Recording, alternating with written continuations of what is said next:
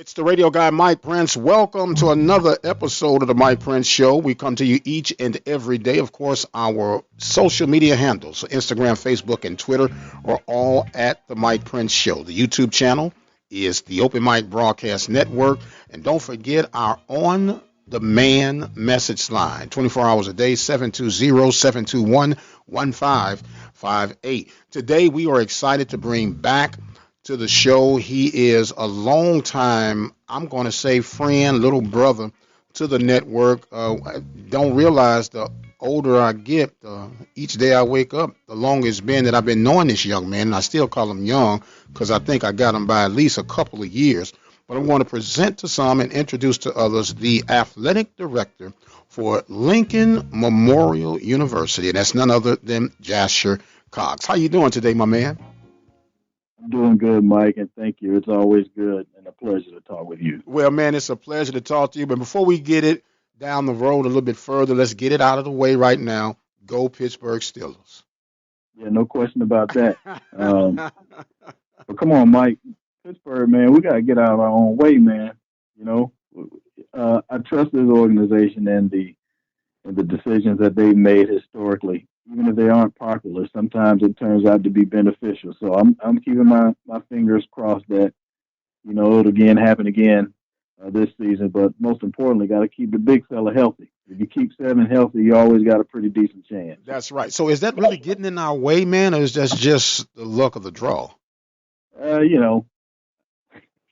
really thought that they could have made some strides in the offseason with taking care of that backup, that reserve quarterback situation, and it was evident toward the tail end of the last season. You didn't have a guy to get the ball in the end zone when number 7 went down, and that was the beginning of the end. You had a good defense. You had a defense that was good enough to win you every single game you strapped up, but you couldn't get the ball in the end zone after number 7 went down, and that was the problem. So I would have liked to have seen Pittsburgh just address those backup quarterback needs, but what do I know? I'm working in a collegiate athletics. Well, I know we can accredit that to the Pennsylvania neighbors of the Philadelphia Eagles. Pittsburgh had high hopes in picking up Jalen Hurts, not thinking that Philly would make the move that they made with the signing that they had with Wentz, but it is what it is. There's another guy that's dangling out there. We won't reveal that one just yet, who I think would be a surprise fit and could do some damage in the black and gold. So we'll keep that one under our hat. How about that? Hey, man, and shout out to Jalen Hurts and the Hurts family, Texas native. Brother Avrion played for Texas Southern. So shout out to the SWAC, Texas Southern. Little Hurts also played there at TSU. So fond memories of interactions with that family, and congrats to him being a pro athlete. Well deserved. Absolutely. That was around your kicking in the SWAC office anyway, wasn't it? It was. Absolutely. It was. Fun times. Yeah, man, that somebody's getting older, Jasher. I'm not going to say who it is, but we'll just acknowledge that and move on down the road.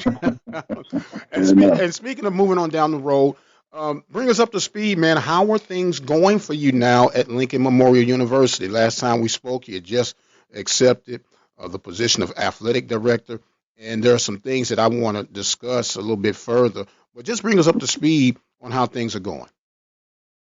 Well, I appreciate you asking that question. I'm in month number 6 now, as we're in May, and a lot has taken place since that time. But again, I stand by what I initially said when I first took the job. I'm surrounded by a lot of quality co-workers here, so they've made the transition really smooth for me. The onboarding process has been absolutely phenomenal as well. We've had some really good seasons with a lot of our sports institutionally. I walked in the door and a women's soccer tournament was underway in the South Atlantic Conference, and our women's team was able to conquer that and come out on top. So this coming fall, we're looking to defend the 2019 South Atlantic Conference Soccer Championship in women's soccer. That's assuming we get back to some form of normalcy. Men's basketball lost their opening game in the season opener last November, and from that point, Mike, they were 32-1, 32 consecutive wins, and we were set to host a the Southeast Regional Men's Basketball Tournament, NCAA's, and just a couple of days prior to us hosting here in Harrogate, Tennessee at Lincoln Memorial is when the pandemic really took its toll and NCAA called things off. And so, having to have those discussions with our student athletes who really felt good about our chances of not only doing damage in postseason play in the NCAA tournament, but really having a good shot at winning it all. We felt really good about this team, but now we'll never know. But we've had a really good season, and now the focal point is making sure we get our young student athletes acclimated and transition to continue what we've been doing virtually and online. And the doors open back up sometime in the fall. That'd be great. I think we all would love to see that happen, assuming that it's safe and it's the right decision. But obviously still very fluid right now, so we've got to be selective in our decision making. But I trust that our president and our council of presidents and chancellors within this league will do what's right by our kids. We're speaking right now with Jasher Cox, Athletic Director for Lincoln Memorial University. Now, Jasher, it's no secret that your approach to this pandemic, although the same, is somewhat different. You don't have football on your campus. So your target restart date, and from my calculations and whatever reading I can come up with as far as credible information, it is more likely that the basketball season could start on time. Well, I can't skip over our fall sports. Again, we have men's and women's soccer out here that are obviously those are fall sports, along with women's volleyball. And so institutionally, whether you have football or not really doesn't matter because they all would be starting the same, assuming you did have football. So we've got to take those exact same measures to what other institutions will be doing whenever that comes into place. As I mentioned, still very fluid, still very early, so tough to predict. But I can tell you one trend that's been pretty steady. Whatever they're doing amongst the pro level, usually that's what trickles down to the intercollegiate athletic level. So, the day that the NBA called things off, it was one day later where the same thing happened among NCAA member institutions. So we've got to figure out what they're going to do in terms of resuming an NBA season or if that'll even happen. And I think that'll tell us a lot. Yes, no doubt about it. It moves like warp speed, man. It started off as a trickle, and then somebody just removed the keys to the dam, and everything just flooded rapidly. Do you Yeah. recall what was going on in your mind while that was unfolding? Here you got 32 consecutive wins. You're expecting some great things with your basketball program, and all of a sudden it's shut down. What was the initial impact to you mentally? Honestly, I can remember exactly what I was doing. I was sitting in my office with our assistant athletic director for internal, Cameron Wicker, and we were just trying to navigate and talk through the optics of hosting the 2020 NCAA Southeast Regional. As a matter of fact, Mike, the 8 teams were set to be here, including us, and 4 of them were already in town. Even though we were set to start like a day or so later, 4 of them had already migrated in. We were talking through the coaches meeting that was set to happen the ensuing day, and that's when we got the news on the phone with our regional director, who was facilitating for our area. And we just remember it all being devastating and staring at each other and wondering, how do we communicate this to those basketball players that just won 32 straight games? How do we communicate this to a softball team that's in the midst of its season that had won the South Atlantic Conference the year prior? How are we going to tell a men's and women's lacrosse team who just only played a handful of home games, still very early in their process? Same thing with baseball, telling outdoor track there won't be any meets anymore.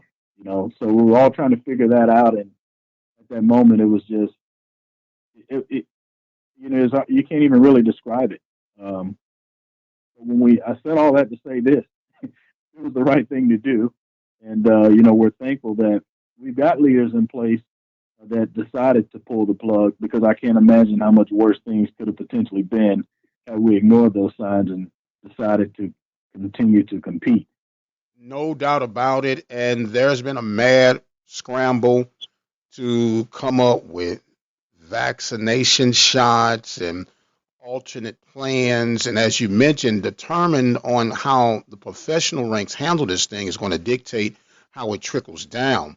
And I know I'm a huge sports fan. I won't say I breathe it because it's not that contagious to me, but it's a very integral part of my life. But I am not willing to risk my children or anyone else's children in particular to go out there for my entertainment. I think that's a very selfish response and a way for us to try to come up with a solution.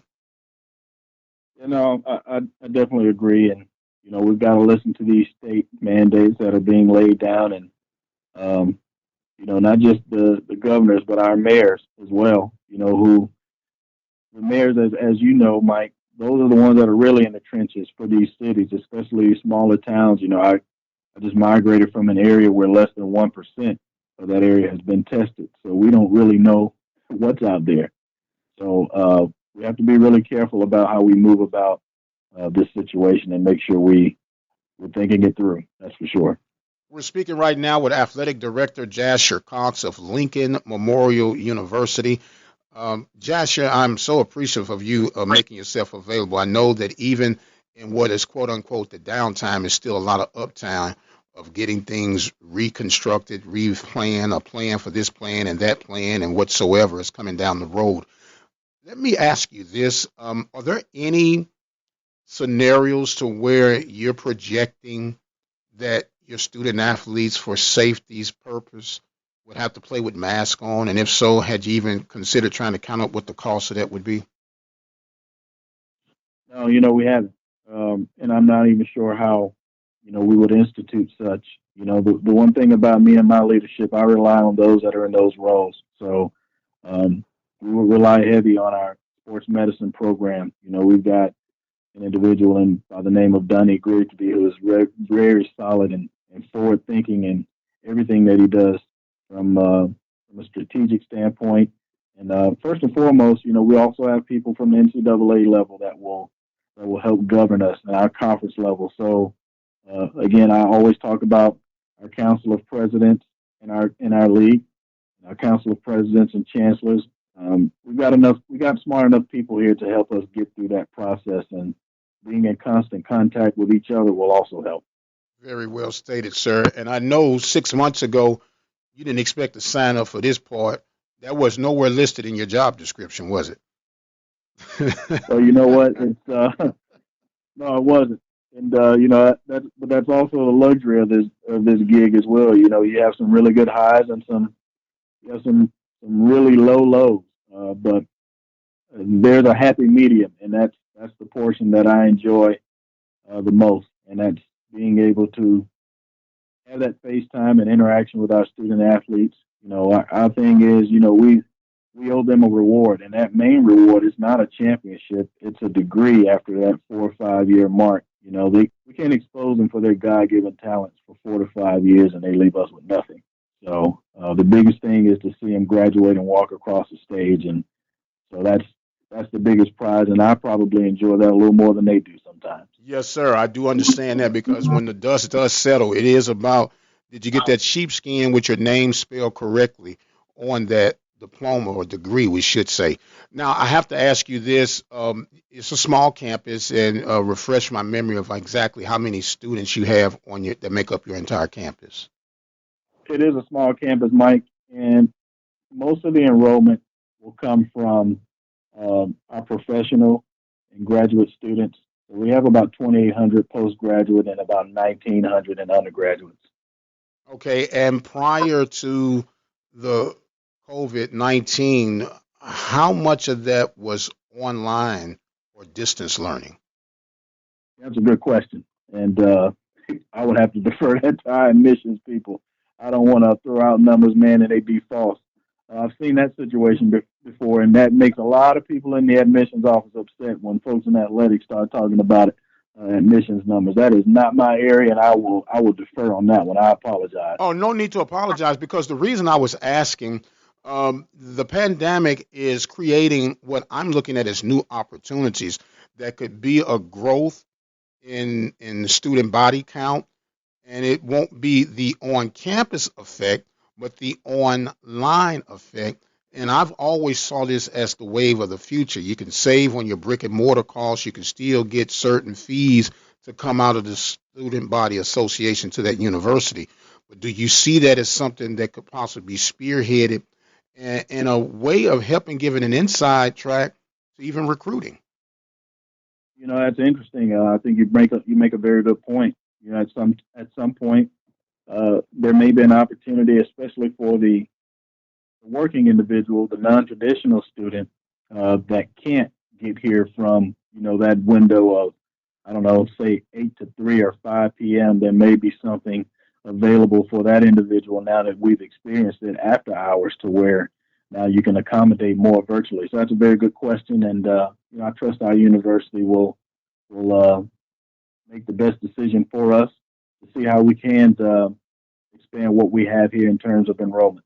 Absolutely. Jasher Cox, Lincoln Memorial University.